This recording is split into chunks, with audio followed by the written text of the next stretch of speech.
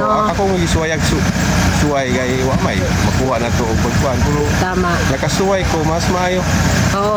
Si Kuya, matuo ka nga ang mga ini-spray na mga insecticide, pesticide, the more na dumadami kang ini-spray, lalong dumadami ang insekto. Mao, mas mudaghan murag sa ako galing kuan nga kaning pag-abono na to ug ma-apply tag sakto-saktong abono mawa man no pagtubo sa tong palay kay ang sagbot may mo kuli.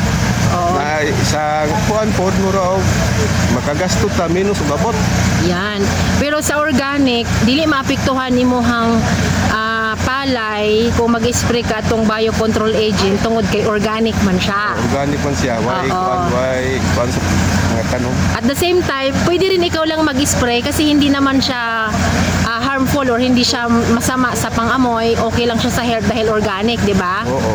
Oo. So dati kuya, ilan po ang harvest ninyo sa gawing ito? Sa una kay nasudlan pud tilyo pud nga mura og tanang pumbasakan na igo katong na kuan sa mga ilaga kuha mo din this size. Ang pinakamababa mo last cropping mo to this size. Ang niagi pa 12 ka sako. Oh, 16 ug 12 sa mga nakaraan, no? Unya nagamit pa ka atong mga chemicals. Gamit og mga chemical nga iba nang gisaktong abono ko wa gyud mo.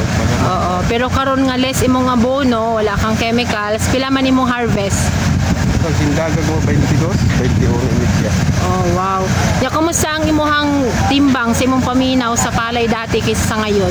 Mas bugat ni karon. Oo, mas bugat siya karon. Oo. At the time sir, kuan pa no, habol lang yung paggamit mo.